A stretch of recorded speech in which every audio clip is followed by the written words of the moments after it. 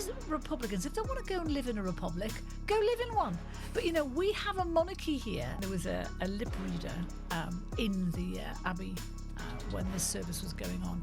And at some point, William said, I'm sick of hearing his name. And that is, obviously, Andrew said the Bank of England has shown itself to be yet another Weasley woke institution. Some lunatic will be saying, put Carole Malone on the banknote. Since Labour came to power, we've lost 2,000 fully trained military personnel. The army have launched a survey into whether male soldiers should wear makeup. Right in the middle, when the Iran war was at its height, should not be being asked if they want to wear makeup on the front line. No, this is nonsense.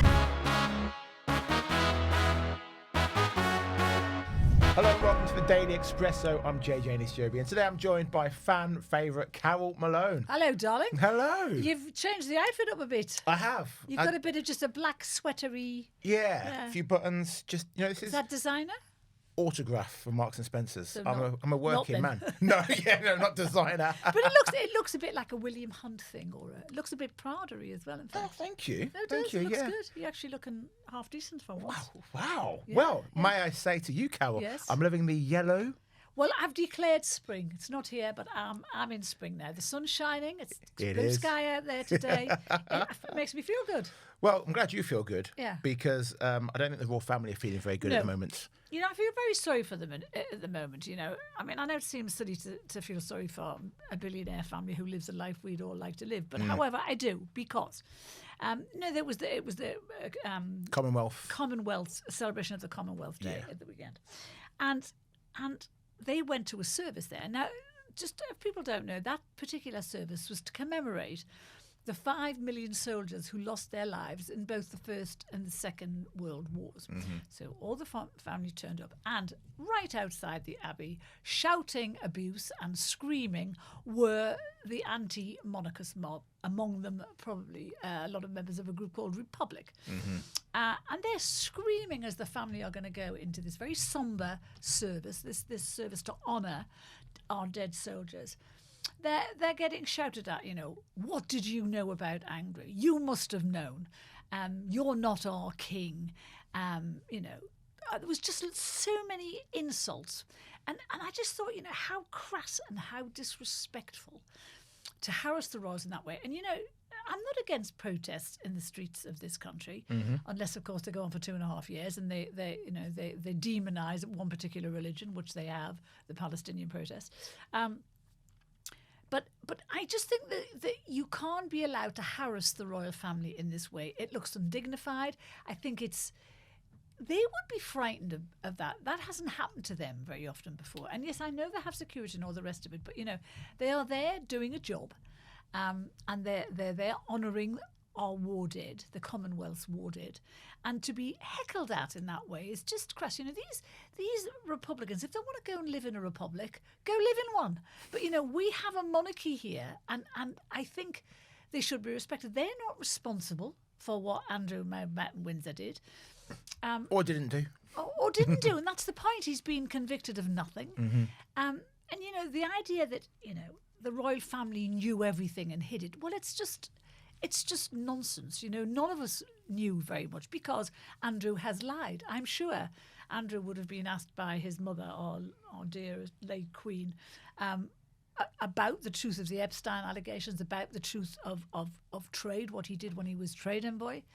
And he would have denied everything. Of course he would, because that's what people do. Unless there's evidence to catch them out, they deny. And that's exactly what Andrew has done to his own family. And it's interesting, there was a lip reader in the Abbey when this service was going on. And apparently Charles had arrived looking very harassed and shook hands with William. And at some point, William said, I'm sick of hearing his name. And that is obviously Andrew. So they're as tired of all this as the rest of us are. And, their reputation, and let's not forget, they do work, whatever people say about how rich they are, they work incredibly hard. Charles has something like 300 engagements a year. And I'd like to say lots of people in this country are sitting at home criticising whether they work quite as much as that. And yes, the rewards are great. And yes, they have a privileged life. But, the royal family generates 2.5 billion quid for this country. You know, the Crown estate itself has given 4 billion to the Treasury in the last 10 years. So they do contribute. You know, yes, they get something like, I think it's every year, they get, what is it? It's 132 million from the, what's it called? The Royal Sovereign Grant, which is dwarfed by what they actually bring in, you know. So, I mean, how much are they actually costing us? Not very much.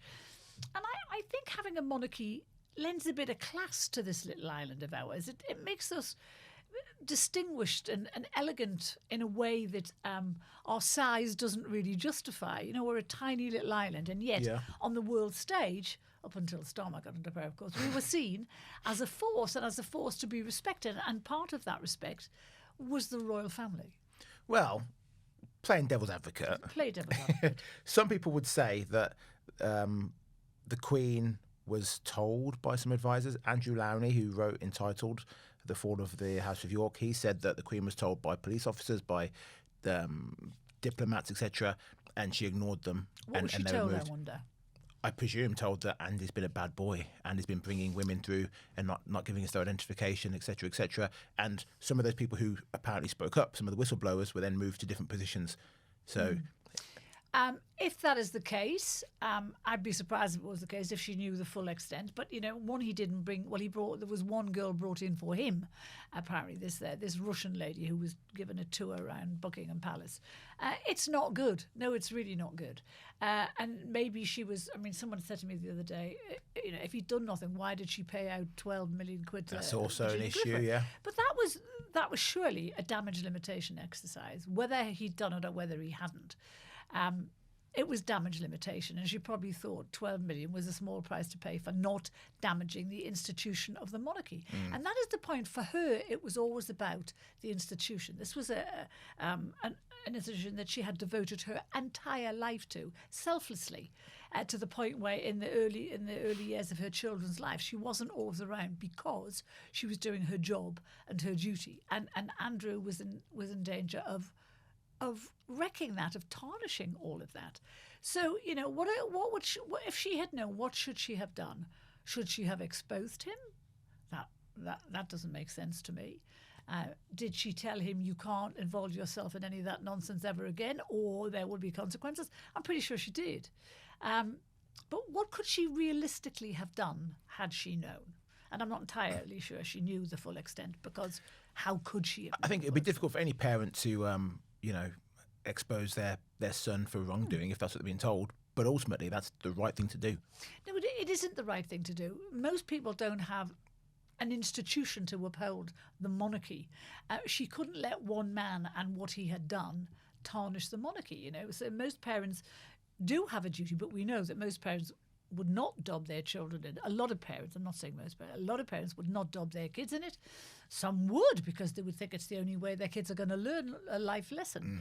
But the Queen had many more responsibilities than just Andrew. She had the rest of her family. She had Charles, who was going to become king after her. She had Will's reputation to protect, who you know, will come after Charles.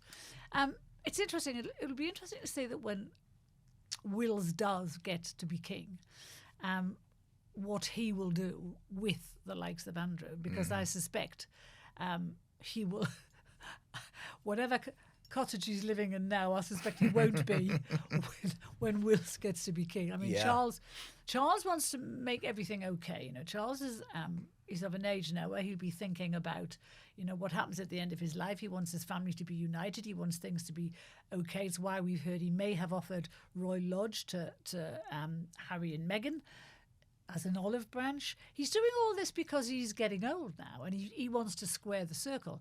But Wills will have no such compunction about that. I think Wills will, if he can banish him from the country, he absolutely will. Because do you remember there was a funeral they were at, and Andrew and Fergie pitched up. This was a year ago, and Andrew stood next to Wills, and you could see Wills's face. Yeah, I mean, disdain. Hatred. It wasn't just disdain. Oof.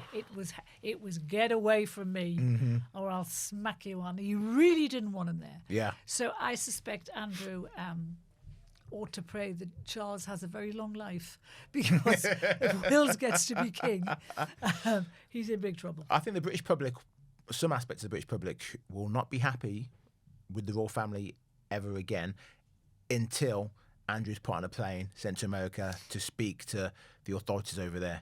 I think you could be right, but it's not going to happen. We know that's not going to happen. I think Charles has done everything in his power. The only thing he has left to do is to remove him from the line of succession. Because Andrew is still something in line to the throne, whatever, unless all the royal family are on the same plane and go down together, he's never going to be king. However, that's the only thing left that he can do. But he has done everything else. He's humiliated the guy beyond everything. He's chucked him out of his house. He's told him that there's no money. Whatever money Andrew has from now on will be given to him by Charles. So the life that he once knew is over. And I don't really see it. And he's taken all his titles away. That would have hurt, There was a time when Andrew was hailed a hero in this country. Yeah. Over the Falklands. So he's taken all of that. I'm not sure there's much more he can do. So to howl at the king in the street, to shout, "Not my king," this anti-monarchist group, this republic, they are leveraging the scandal with Andrew to follow through with their long-held belief that there shouldn't be a monarchy. They're just jumping on the band. They've been doing this for years. But this for them, they are completely reveling in this. This is the best excuse they've ever had to call for the abolition of the monarchy. You might remember some of the Republic group when, on the day Charles was being crowned king. Yes.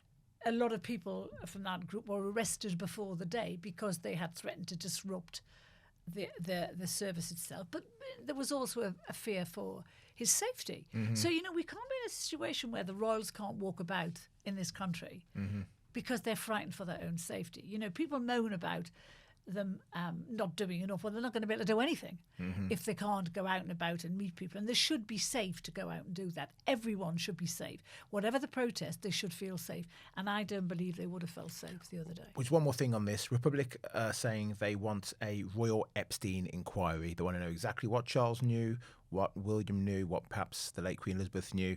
That's the big final thing they're calling for into Perhaps this. they'd like to pay for that then, Republic, because I don't want to see taxpayers' money being spent on that. There are plenty of inquiries into Epstein. All the Epstein files have been released now, just about. So I don't want to waste another penny of taxpayers' cash. If they want to do that, let them investigate it. Okay, Queen Carole. That's going to be your new nickname, Queen Carole. I think that's a good... I'll have that. I'll take that, as long as our dear departed Queen doesn't mind, and Camilla, of course, who is also Queen. Right, Kaz, tell me about the bonkers Bank of England. Right. This is just beyond belief. So the Bank of England has shown itself to be yet another Weasley woke institution, because what it's saying is now we've got to ban the notes with Churchill on, ban the notes with Jane Austen on, and instead have little furry creatures on our banknotes. Things like otters. I don't know if they're furry, are they? Badgers. All sorts of wildlife. Why do you hate animals, Carole? I absolutely love animals. Don't get me wrong, I love animals. This is not about me not liking animals. Jacob Rees-Mogg said something. He said, let me quote, he said, our banknotes should... they're a symbolism to express power. And I think that is true, Like I said before, we are a small island. And yet, in the eyes of the world, until the past 2 weeks maybe, we remained powerful. We looked powerful. And our banknotes were part of that because we had a war hero, Churchill, on the banknotes. We also had Jane Austen, who they want to kick off the notes as well, because a few years ago, people were saying no British women are represented on our notes. So they did that. But actually... they're just saying, sod that now, kick the women. There's no women, it's going to be no women at all. And instead, we're going to put otters and badgers, which, have you seen Scottish banknotes? They've got weird things on. So I don't want that to be our country. But you know what's at the heart of all this? You know what it is. This is they're trying to appease certain people and certain members of society. And they're trying to delete a history which... some people in this country are ashamed of. It's all wrapped up in slavery, isn't it? That's what it goes back to, because Churchill, it was involved with slavery, but as was all of the Western world at one point in our history. Never more so than Africa, that sold 90% of African slaves to the West. So everyone was involved in slavery. That was a long time ago. Disgusting, appalling. was going to say it doesn't exist now, but It still slavery does. kind of does exist Yeah, it in, still its, does. in its way. But not on that level, not at that level. So I just think they're trying to erase what they see as a controversial figure from the blueprint of Britain. And I just think it's entirely wrong. How are kids ever going to learn about history? Churchill had, I don't think he was probably a very nice man at all. He probably wasn't. But he helped win the Second World War, which is why a lot of people now can walk around this country with the freedoms that they have and with the democracy they have. So, he might have been bad in some areas, but he had the guts to take on the Nazis in a way that other leaders before him in this country did not. So I just think it's just wrong that they want to, what's the word I'm even looking for, neutralise everything so as not to offend anyone. Well, look, here's what the bank said. Yeah. They said that they actually did a public consultation, received 44,000 responses, and found that nature was the top choice ahead of architecture and landmarks and notable historical figures. So the British public are asked. No, I'm sorry. 44,000 people is not the British public. Not in a population of 70 million. Well, it's just a plop in the ocean. But they had the information on the website. And You could have looked at the website and gone and voted for what you wanted. You didn't. I wish I could have seen that website because I bet the question was loaded.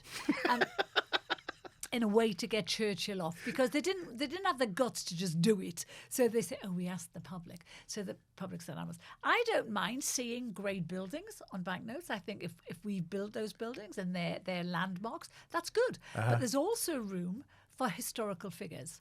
And people like Churchill is and will remain a historical figure. And I just think it's a shame to try and neutralise everything so that no one's offended. I just... people abroad are going to look at that. Otters, that's Britain, otters and badgers. I'm sorry, we stand for more than that. The only face we should have on our currency is the monarchy. Is the monarch. That is it. In a way, you're right. It's only King Charles. Everyone else, because we can debate all day about who should be and who shouldn't be on there. You could be right. I think Churchill is a notable figure in British history. Part of the reason that Britain exists today is because of his actions in the war. But then Jane Austen... hello. What do you mean, Jane Austen? If she were another woman, Great I'd writer. have Florence Nightingale People instead. travel all over the world to where she lived. Yeah. People who have read her books. I'd rather have what's her name? The actress. Well, she's really had a great effect on you. Dame Judi Dench. Get me her instead. I wouldn't mind her on a banknote. Yeah, so that's what I'm saying. So we can have. Well, everyone will be like, now I want her. Some lunatic will be saying, put Carole Malone on the banknote. No, I don't think they would. I'd like to think it was the case, but I'm pretty sure not. But yes, somebody who represented. But if they're going to dumb down our currency, what next? Are we going to have Ant and Dec on a banknote? Are we going to have Mickey Mouse on a banknote? Chris Akabusi. That's my shout. Get him on a banknote. Are we going to have a wind turbine on a banknote? I mean, it's just nonsense, and it just dilutes what we are. Let's not offend anyone. We should have the great British wildlife on there on one we side, and on the other side, it should some. only be King Charles. No one else. The monarch is the most important. His only face we need to see is the monarch. I think a building on one side and the monarch on the other, that would be the perfect thing. But I'm going to ask you a question. Go on. When I stop coughing. What's on the euro?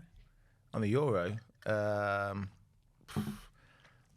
the European Union flag on one side, and on the other side, I don't know, do you? I have no idea. That's why, because it's nothing that is distinguished. It's because I tap everywhere. I don't touch currency anymore. People, sorry, I'm going to... Go on. People do touch currency. Just because you don't, the world can't revolve around you, although I realise you think it does. But not everyone is gonna tap. But I just think the fact you don't know what's on a euro is exactly what I'm talking about. It is not a note of note, whereas our banknotes currently are and won't be once the wokey, silly Bank of England has had its way. Right. I'm going to talk about this story whilst do you want some more vodka? That's why I'm coughing so I'm much. going to just cut off for now. What are we doing next? 60,000 applications to join the British Armed Forces have been rejected on medical grounds. Yeah. So apparently between the Army, the Royal Air Force and the Royal Navy, they've rejected 59,000 applicants because of things like missing teeth, psoriasis. Right, let me tell you what they've rejected them for. Knee pain, back pain, psoriasis is one of them, headaches, migraines. almost everything that we all get in the space of a month. Well, not psoriasis, maybe, but I don't see why psoriasis would stop you fighting. You've got your ointment. Well, one of the main things is they say people who've had organ transplants can't fight. Well, I get that. Mm-hmm. If an organ fails and you're on the front line, it's not a good place to be. Yeah. I get that if you have food allergies, that's another thing they're stopping people think. If you have a severe food allergy, that kind of makes sense to me as well, in that you can't cater for people with 10 different food allergies if you're on the front line. You get the food you get or you don't. Mm-hmm. And so we can't be having people with peanut, people are allergic to cabbage, whatever. I get all of that. But a lot of the other things are just silly. I talked to a lady the other day who said her son had I just want to explain the fact I'm sucking this lozenge because I've got a bad throat. I'm not being disrespectful. A lady I spoke to the other day, she said her son had applied 4 times and had been rejected. So he's now breathing because he had a bad back. And it turned out nothing major. He was just sitting on the bed on his laptop and his back was bad. And the minute he stopped doing that and sat at a desk, it all got healed again. But thank God the lad had the perseverance to carry on, because we're always hearing, aren't we, that they can't recruit enough people. Yeah. But if they have, there is something like 100 regulations that can stop you getting into the army. So it's almost like they don't want people to join the army. So 100 things that you can have that you can't join. I can't imagine what they are. Can you? 100 things? No. Indigestion, I don't know. All the things. There's none of the things that we've mentioned, the knee pain, the psoriasis, can't be dealt with medication. The dental thing was one thing. They turned someone away because he had bad dental hygiene. The army has dentists. Mm-hmm. Fix his teeth. If he's prepared to go and risk his life for his country, that's fair. Fix his blooming teeth for him. You know? That is fair. It just to me doesn't make any sense to turn people who are willing to put their lives on the line for their country. I was quite surprised when I heard there's something like 155,000 people applied to join the army last year, which to me is gobsmackingly good, because I just didn't think there were that people wanted to join anymore. Exactly. Not least when we know that this government is hell-bent on criminalising ex-soldiers, chasing them through the courts, chasing them for decades about something they may or may not have done 20 years ago. Yeah. I'm just glad anyone wants to join it, but it seems to me that they just don't want people to join.